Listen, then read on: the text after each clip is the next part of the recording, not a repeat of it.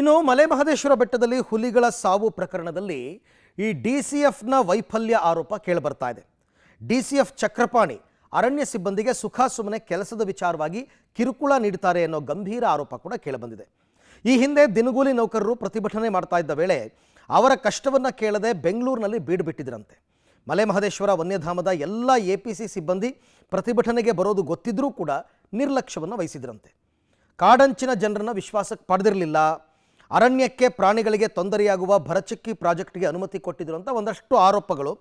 ಹಾಗಾದರೆ ಡಿಸಿಎಫ್ ಚಕ್ರಪಾಣಿ ಅವರ ಕಿರಿಕ್ಗಳು ಏನು ಅಂತಕ್ಕಂಥದ್ದು ನೋಡೋದಾದರೆ, ಅರಣ್ಯ ಸಿಬ್ಬಂದಿಗೆ ಕೆಲಸದ ವಿಚಾರಕ್ಕೆ ಕಿರುಕುಳ ಕೊಟ್ಟಿದ್ದಾರೆ ಅಂತಕ್ಕಂಥ ಆರೋಪ ಇದೆ. ದಿನಗೂಲಿ ನೌಕರರ ಪ್ರತಿಭಟನೆ ವೇಳೆ ಅವರ ಕಷ್ಟವನ್ನು ಕೇಳ್ದೇನೆ ಬೆಂಗಳೂರಿನಲ್ಲಿ ಮೊಕ್ಕಾಂ ಹೂಡಿದ್ರಂತೆ. ಇನ್ನು ವಾಚರ್ಗಳು ಕಾಡಂಚಿನ ಜನರ ಸಮಸ್ಯೆಯ ಬಗ್ಗೆ ಇವರು ನಿರ್ಲಕ್ಷ್ಯವನ್ನು ವಹಿಸಿದ್ರು ಅಂತಕ್ಕಂಥದ್ದು.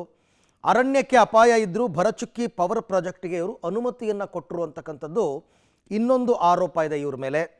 ಅರಣ್ಯ ಗಸ್ತಿನ ಬಗ್ಗೆ ಮೇಲುಸ್ತುವಾರಿ ಮಾಡದ ಡಿಸಿಎಫ್, ವಾಚರ್ಗಳನ್ನ ಹೋಗಿ ಅಂತ ಹೇಳಬೇಕಾಗಿತ್ತು, ಹೇಳಿಲ್ಲ ಅಂತ. ಸರ್ಕಾರಿ ವಾಹನ ದುರ್ಬಳಕೆ ಆರೋಪವನ್ನು ಚಕ್ರಪಾಣಿಯವರು ಎದುರಿಸಿದ್ರು ಅಂತಕ್ಕಂಥದ್ದು. ಸೊ ಇವೆಲ್ಲವೂ ಇವ್ರ ಮೇಲೆ ಇರ್ತಕ್ಕಂಥ ಆರೋಪ. ಇಷ್ಟೆಲ್ಲ ಆರೋಪ ಇದ್ದರೆ ಯಾಕೆ ನೀವು ಅರಣ್ಯ ಇಲಾಖೆಯವ್ರನ್ನ ಬಿಟ್ಕೊಂಡು ಕೂತಿದ್ದೀರಾ, ಸಸ್ಪೆಂಡ್ ಮಾಡಿಲ್ಲ? ಚಿನ್ನಸ್ವಾಮಿ ಸ್ಟೇಡಿಯಂ ಕಾಲ್ ತುಳಿತದಲ್ಲಿ ಇಮ್ಮಿಡಿಯೇಟಾಗಿ 5 ಜನರನ್ನು ಸಸ್ಪೆಂಡ್ ಮಾಡ್ತೀರಾ ನೀವು, ಇಲ್ಲಿ ಯಾಕಿಲ್ಲ? ನೋಡಿ, ಅಕ್ರಮದ ಹಿನ್ನೆಲೆಯಲ್ಲಿ ಸಸ್ಪೆಂಡ್ ಆಗಿದ್ರಂತೆ ಈ ಹಿಂದೆ ಚಕ್ರಪಾಣಿ. ಇಲ್ಲಲ್ಲ, ಬೇರೆ ಕಡೆ ವಿರಾಜಪೇಟೆಯ ಡಿಸಿಎಫ್ ಆಗಿದ್ರು ಚಕ್ರಪಾಣಿ. 6 ಮರಗಳನ್ನು ಕಡಿಯೋದ್ರ ಬದಲು 66 ಮರ ಕಡಿಯೋದಕ್ಕೆ ಅನುಮತಿ ಕೊಟ್ಬಿಟ್ಟಿದ್ರಂತೆ. ಅಂದರೆ ಇವರು ಭ್ರಷ್ಟಾಚಾರ ಮಾಡಿದ್ದಾರೆ ಅಂತ ಆಯಿತು. ಅಲ್ಲಿಗೆ ಕೋಟ್ಯಾಂತರ ರೂಪಾಯಿ ಮೌಲ್ಯದ ತೇಗದ ಮರವನ್ನು ಕಡಿಯೋದಕ್ಕೆ ಇವರು ಅನುಮತಿಯನ್ನು ಕೊಟ್ಟಿದ್ದರು. ಅರ್ಜಿ ಹಾಕಿದ್ದ ರಮೇಶ್ ಸಹಿಯನ್ನು ಇವರು ಫೋರ್ಜರಿ ಮಾಡಿದ್ರು ಅಂತಕ್ಕಂಥ ಆರೋಪ ಕೂಡ ಇವ್ರ ಮೇಲೆ ಇದೆ. ತನಿಖೆ ಬಗ್ಗೆ ರಾಜ್ಯ ಸರ್ಕಾರಕ್ಕೆ CCF ಮೂರ್ತಿಯವರು ವರದಿಯನ್ನು ಕೊಟ್ಟಿದ್ರಂತೆ ಇವ್ರ ವಿರುದ್ಧ. ಇವರು ಅಲ್ಲಿದ್ದಂಥ ಸಂದರ್ಭದಲ್ಲಿ ಸಸ್ಪೆಂಡ್ ಮಾಡಿ ಆದೇಶಿಸಿತ್ತು. ಸರ್ಕಾರದ ಅಧೀನ ಕಾರ್ಯದರ್ಶಿಗಳು ಇವ್ರನ್ನ ಸಸ್ಪೆಂಡ್ ಮಾಡಿದ್ರು. ಸಚಿವ ಈಶ್ವರ್ ಖಂಡ್ರೆ ಸೂಚನೆ ಮೇರೆಗೆ ಚಕ್ರಪಾಣಿ ಸಸ್ಪೆಂಡ್ ಆಗಿದ್ರು ಈ ಹಿಂದೆ. ಬಳಿಕ ಬೆಂಗಳೂರು ಗ್ರಾಮಾಂತರ ಜಿಲ್ಲೆಗೆ ಇವರು ವರ್ಗಾವಣೆ ಆಗ್ತಾರೆ. ಸಸ್ಪೆನ್ಷನ್ ರಿವೋಕ್ ಮಾಡಿ ಬೆಂಗಳೂರು ಗ್ರಾಮಾಂತರ ಜಿಲ್ಲೆಗೆ ಇವ್ರನ್ನ ವರ್ಗಾವಣೆ ಮಾಡಿದರು.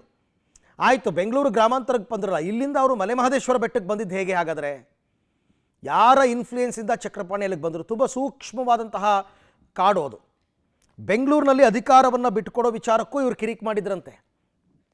ಬೆಂಗಳೂರಿನಲ್ಲಿ ಇನ್ನೊಬ್ಬರು ಇವ್ರ ಜಾಗಕ್ಕೆ ಬಂದಾಗ ಅಧಿಕಾರ ಬಿಟ್ಟುಕೊಡೋ ವಿಚಾರದಲ್ಲಿ ಕಿರಿಕ್ಕು. ಚಕ್ರಪಾಣಿ ಮತ್ತು ರವೀಂದ್ರ ಮಧ್ಯೆ ಕುರ್ಚಿಗಾಗಿ ಜಟಾಪಟಿಯಾಗಿತ್ತು. ಅಂದರೆ ತನ್ನ ಕೆರಿಯರ್ ಪೂರ್ತಿ ಬರೀ ಕಿರಿಕ್ ಮಾಡಿಕೊಂಡೇ ಬಂದಿರೋದು ಈ ಚಕ್ರಪಾಣಿ. KAT ಮೊರೆ ಹೋಗಿದ್ರು IFS ಅಧಿಕಾರಿ ಚಕ್ರಪಾಣಿ. ಅವರಿಗೆ ಹಿನ್ನಡೆ ಆಗಿತ್ತು ಅಲ್ಲಿ KATನಲ್ಲಿ. ರವೀಂದ್ರ ಪರ ಆದೇಶ ಬಂದರೂ ಕೂಡ ಅಧಿಕಾರವನ್ನು ಚಕ್ರಪಾಣಿ ಬಿಟ್ಟುಕೊಟ್ಟಿರಲಿಲ್ಲ. ನೋಡಿ ಇವ್ರ ಇತಿಹಾಸ ಹೆಂಗಿದೆ ಅಂತ.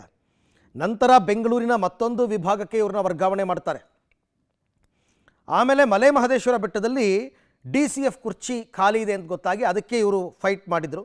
ಸಂತೋಷ್ ಕುಮಾರ್ ಅಂತ ಒಬ್ಬರು, ಸಂತೋಷ್ ಕುಮಾರ್ ಮತ್ತು ಪರಮೇಶ್ ಕಿತ್ತಾಟ. ಕೊನೆಗೆ ಚಕ್ರಪಾಣಿಗೆ ಆ ಜಾಗ ಸಿಕ್ಬಿಡುತ್ತೆ.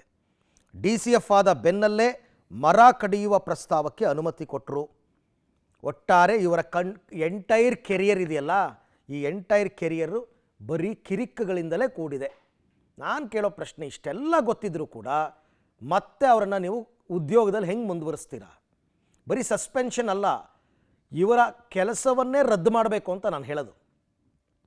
ಇವ್ರನ್ನ ವಜಾಗೊಳಿಸ್ಬೇಕು. ಇವರ ಕೆಲಸದಿಂದ ಇವ್ರನ್ನ ವಜಾ ಮಾಡಬೇಕು.